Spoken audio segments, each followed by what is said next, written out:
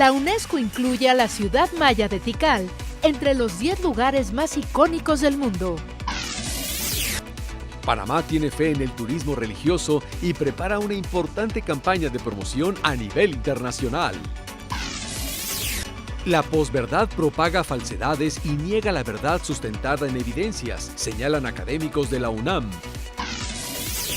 México, primer país en Latinoamérica en introducir la polipíldora, tratamiento completo contra infarto en una sola pastilla, señala especialista español.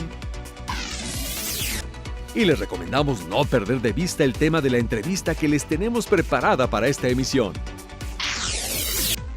Es un gusto recibirlos nuevamente en Horizonte Iberoamericano, el espacio informativo del INPI. Muchas gracias por estar con nosotros.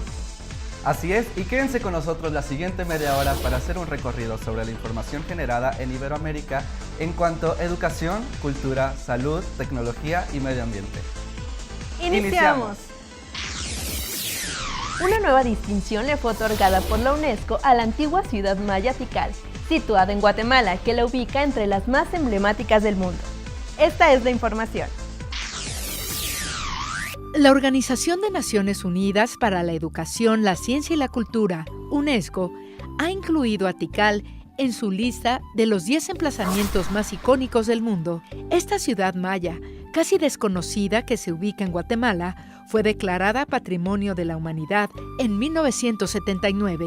Tikal no es tan conocida como otras ruinas sudamericanas, pero es excepcionalmente rica en historia y cultura, afirma la UNESCO. Tikal fue una de las ciudades más poderosas de la civilización maya.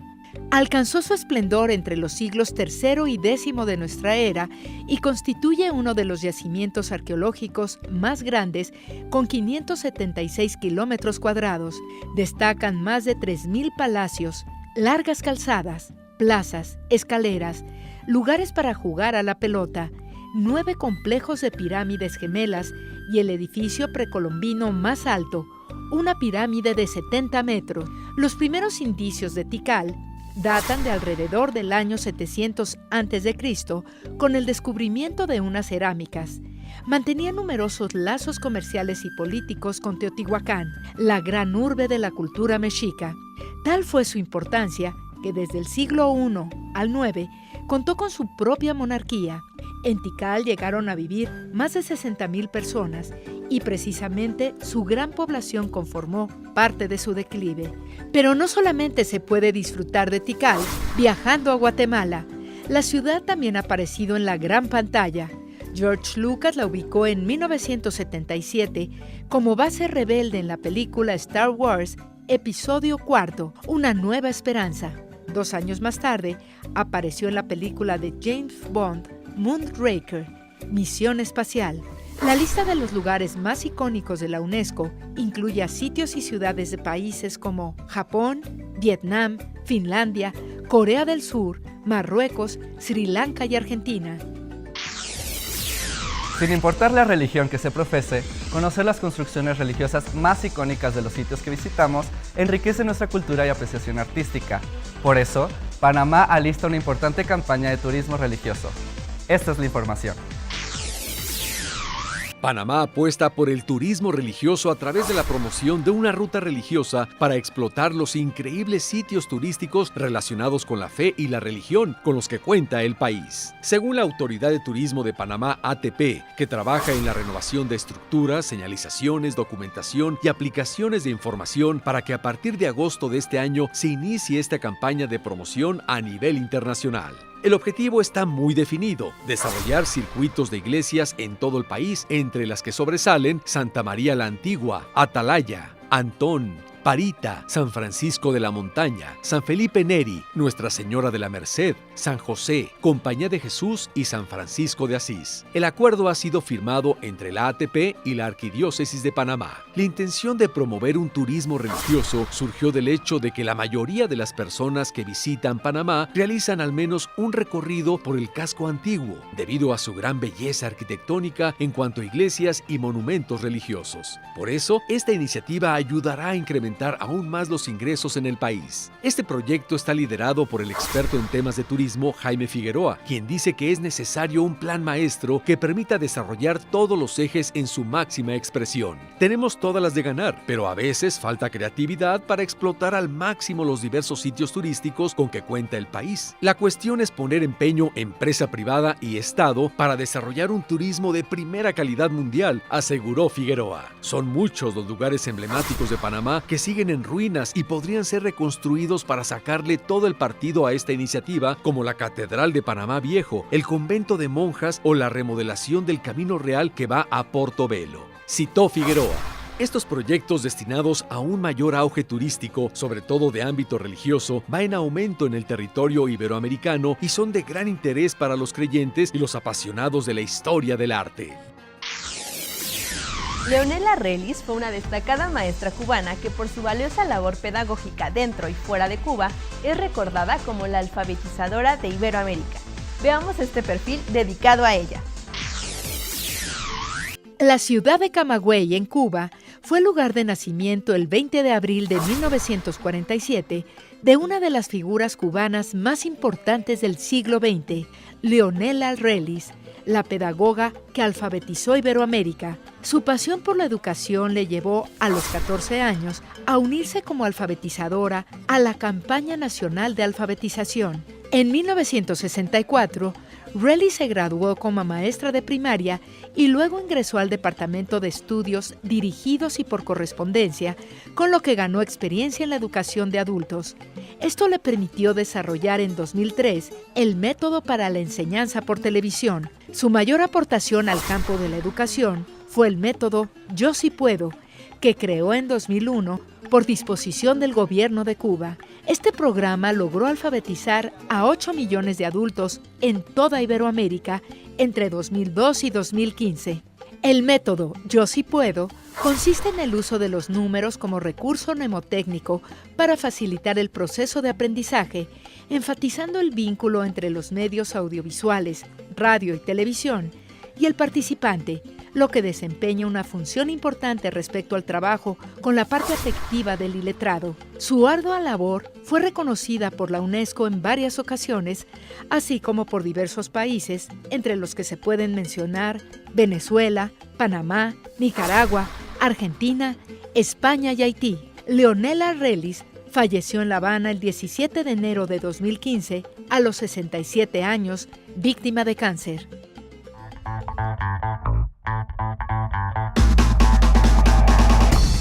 Uno de los temas referentes a la labor educativa en que se centran muchos especialistas hoy en día son los nuevos enfoques y tendencias en cuanto a las formas de enseñar y aprender.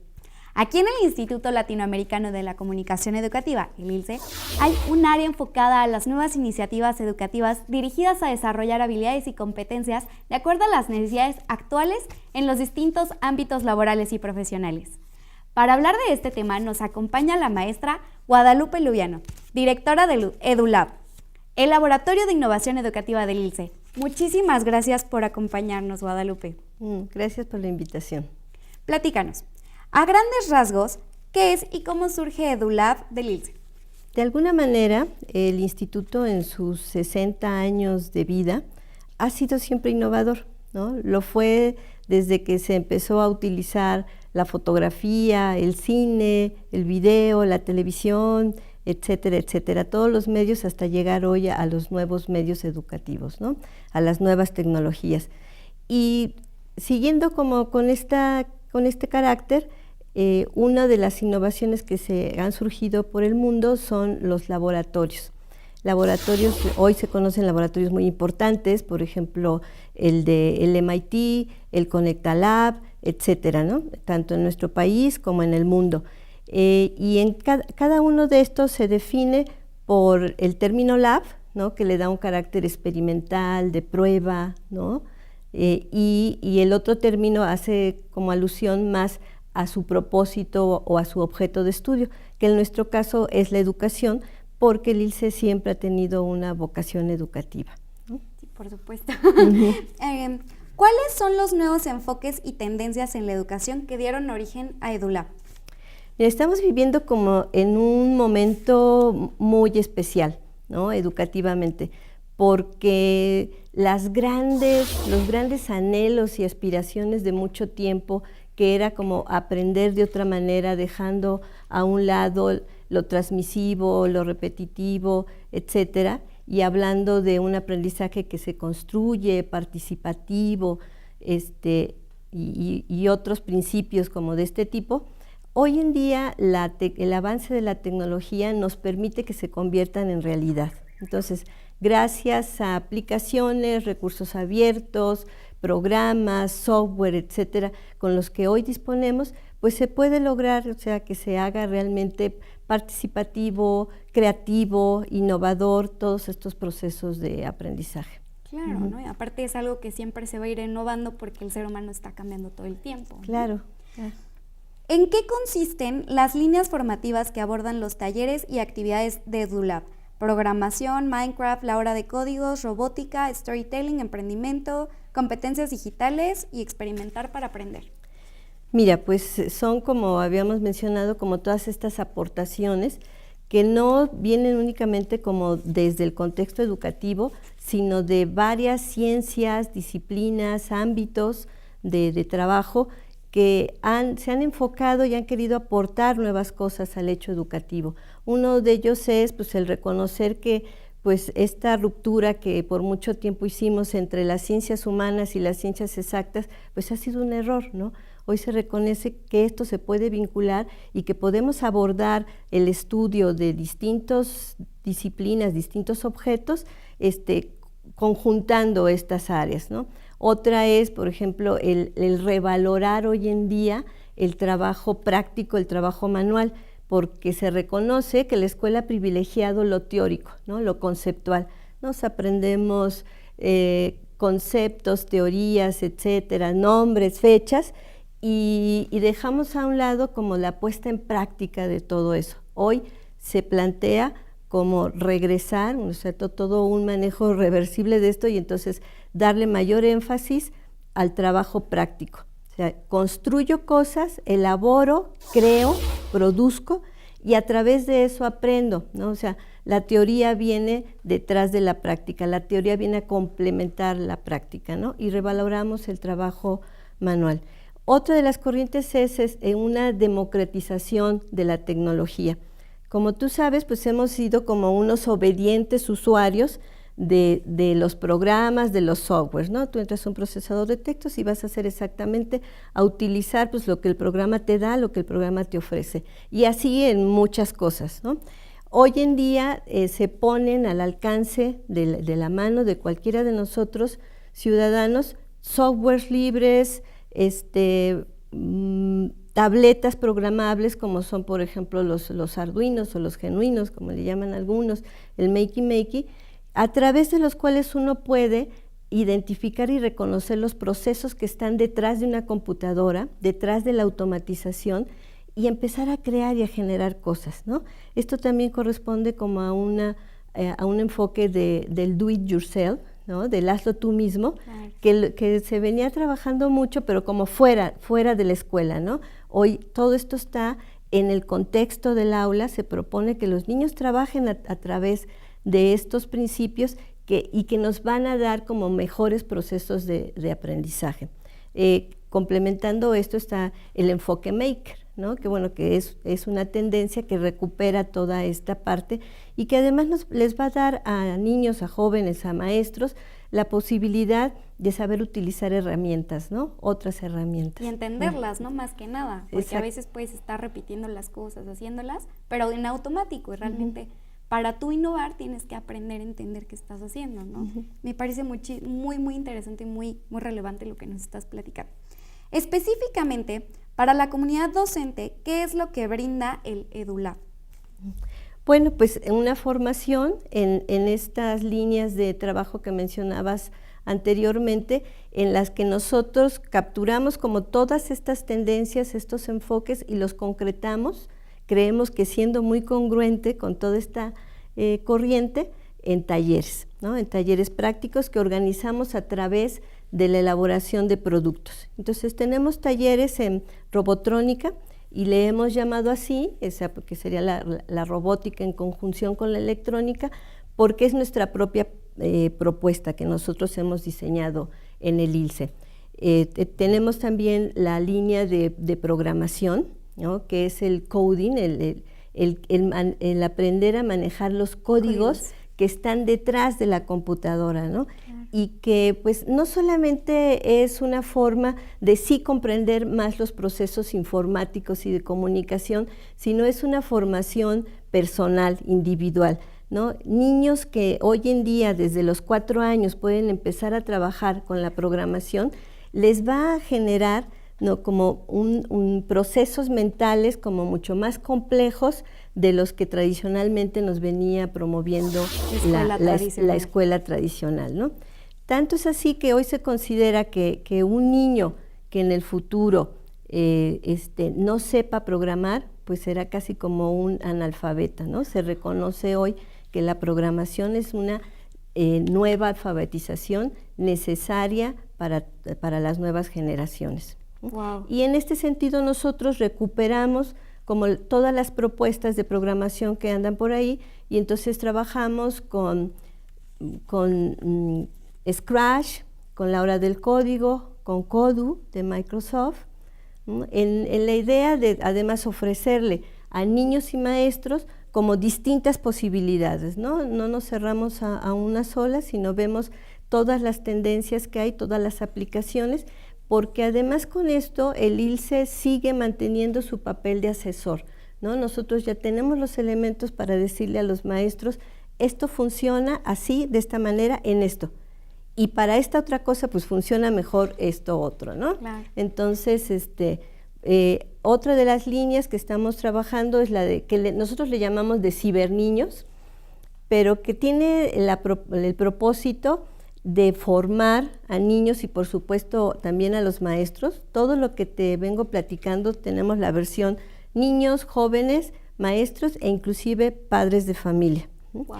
Y en ciberniños, o podría ser ciberjóvenes o cibermaestros, ciberpadres de familia, lo que queremos es enseñarlos a utilizar el software, los recursos abiertos, las aplicaciones, internet, los buscadores, etcétera, etcétera, como todo este mundo informativo y de distintas aplicaciones que encontramos hoy en internet, en búsquedas de nuevas formas de aprender y para que los niños tengan como más herramientas y puedan tener como rendimientos académicos más altos, ¿no? El papá que entre a esto, bueno, pues tendrá los elementos para ayudar al niño a estudiar, claro. ¿no? Y aparte los papás ahorita, pues ¿quién les enseña a ellos, no? Creo que es algo muy importante que ustedes estén retomando esto de darle esa pues información a los padres para que además de que aporten a sus hijos y puedan ayudarlos y auxiliarlos, también sepan en el mundo en el que se están desenvolviendo sus hijos, ¿no? Uh-huh. Es algo que a mí me parece increíble. Mira, y otra línea que estamos desarrollando es la de storytelling, ¿no? Que es como una nueva corriente, una nueva forma de ver lo que siempre ha sido el narrar historias, el contar historias.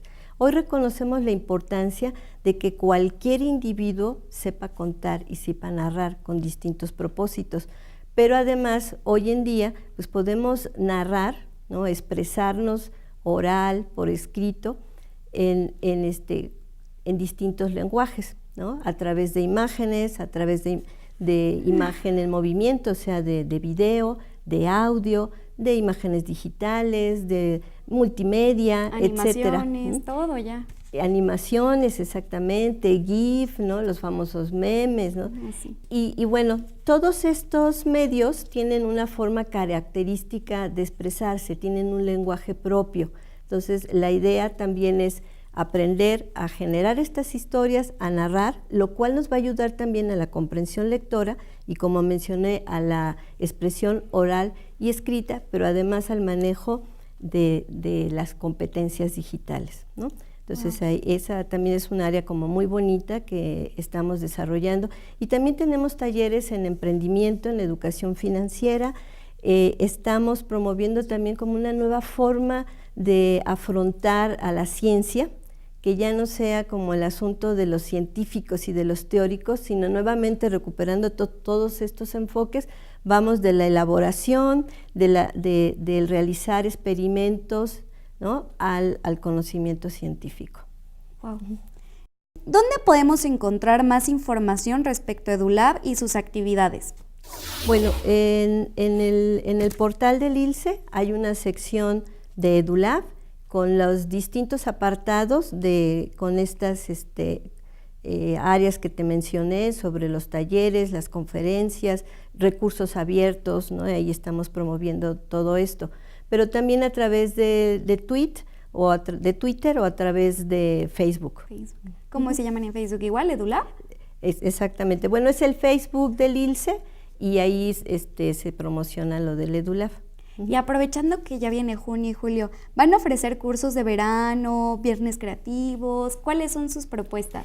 Ya buscamos como aprovechar muchos de los espacios que tienen los niños, los maestros o los padres de familia, los puentes, los sábados, las vacaciones, para ofrecerles estas oportunidades de formación. Entonces tenemos lo que le llamamos Viernes Creativo, que son los días que los niños no van a la escuela porque hay junta de consejo técnico, y entonces pues en lugar de irse a la casa de la abuelita o de ver la televisión toda la mañana, los invitamos a que se vengan con nosotros, que estén aquí de las 8, pueden llegar a las 8 o a las 9 de la mañana hasta las 2 de la tarde.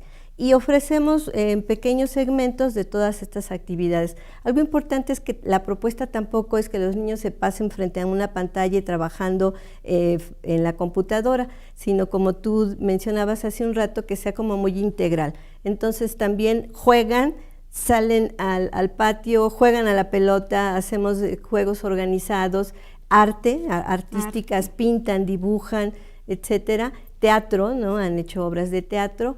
Y aparte de todos estos, uno de los juegos que no mencioné que estamos haciendo es trabajar con Minecraft.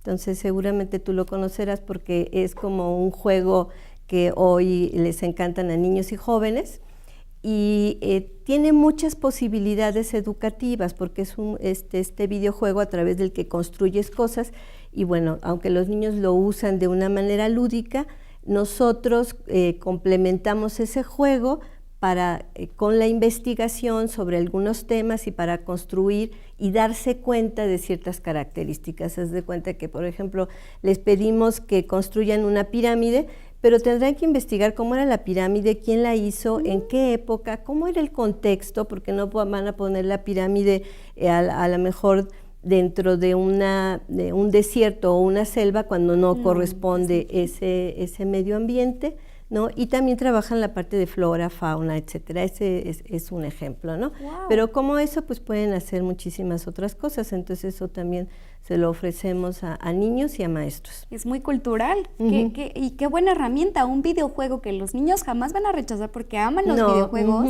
que sea una herramienta de aprendizaje brillante. ¿Algo más que quieras agregar para el público de Horizonte Iberoamericano? Bueno, pues esto que hemos mencionado ahorita es una de las líneas de trabajo del EduLab, ¿no? Que son los talleres. Complementando a estos, también tenemos un ciclo de conferencias que hacemos el primer lunes de cada mes, y donde abordamos todos estos temas, casi siempre dirigido como al contexto educativo y con propuestas muy prácticas para que los maestros empiecen a trabajar con todo este tipo de tecnologías.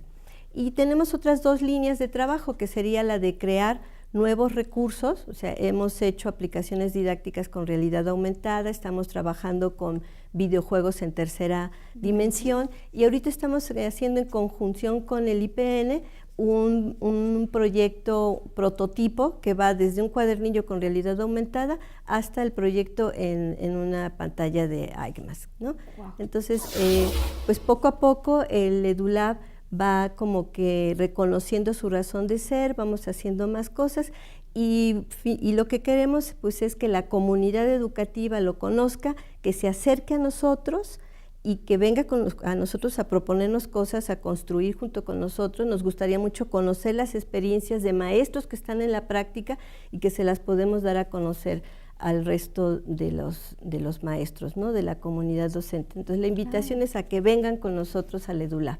Muchísimas gracias, Guadalupe. Estamos muy contentos de haberte tenido en el programa, y aquí tienes el foro abierto cuando desees. Pues se los agradezco mucho. Continuamos. Nadie está exento de sufrir un infarto y prevenirlo es algo que todos en algún momento debemos considerar. Por lo que en la siguiente nota nos habla sobre la polipíldora y sus beneficios. La polipíldora es un eficaz método para prevenir infartos, pues en una sola pastilla, los pacientes que ya han sufrido alguno o que están en riesgo tienen el tratamiento completo que pueden seguir con facilidad, destacó el especialista español José María Castellano Vázquez. De acuerdo con el coordinador de ensayos clínicos del Centro Nacional de Investigaciones Cardiovasculares, CNIC, de Barcelona, España, la adherencia al tratamiento médico en pacientes que ya han tenido un infarto disminuye hasta 30% la probabilidad de un nuevo evento cardíaco, de accidente cerebrovascular y de muerte. El especialista destaca la efectividad de la polipíldora para prevenir un accidente cardiovascular secundario e incluso comenta que se emplea como terapia para prevenir un primer infarto en pacientes de alto riesgo porque ya padecen diabetes, hipertensión u obesidad.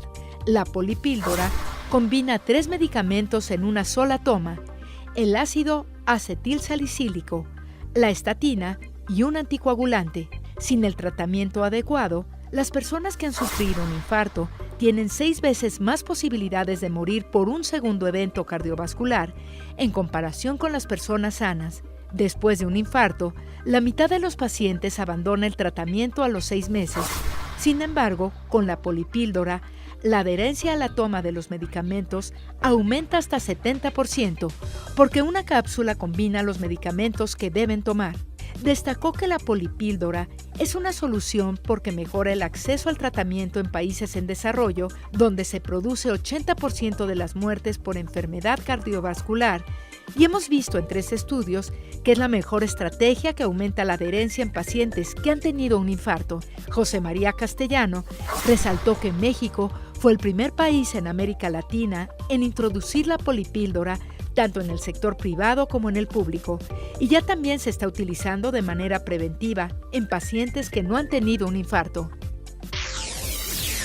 A veces un poema en tan solo unas líneas puede ser toda una lección de vida si sabemos escucharlo. ¿Qué tal si me acompañan a ver este momento poético? La luz de la linterna, la magia creativa de un poema que ilumina el espíritu del hombre.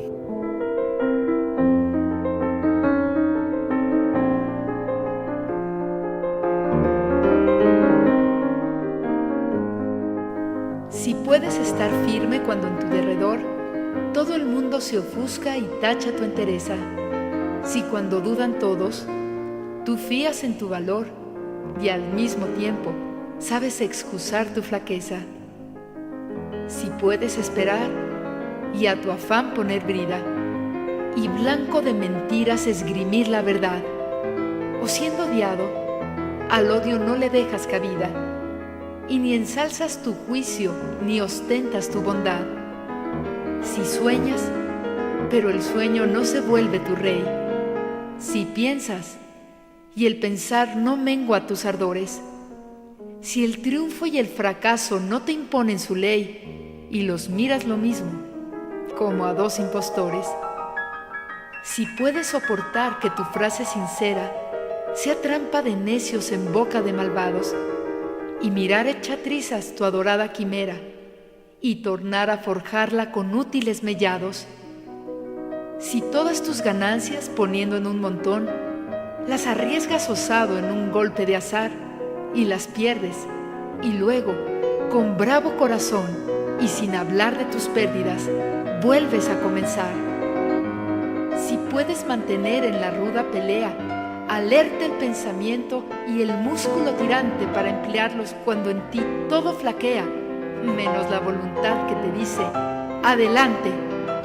Si entre la turba a la virtud das abrigo, si marchando con reyes del orgullo has triunfado, si no pueden herirte ni amigo ni enemigo, si eres bueno con todos, pero no demasiado, y si puedes sellar los preciosos minutos con 60 segundos de combate bravío, tuya es la tierra y sus codiciados frutos, y lo que más importa, serás hombre, hijo mío. Por ahora el tiempo se nos ha terminado. Muchas gracias por su atención una vez más en Horizonte Iberoamericano. Así es, y no olviden suscribirse en nuestro canal de YouTube, ILCE TV, donde van a encontrar esta y todas nuestras emisiones anteriores.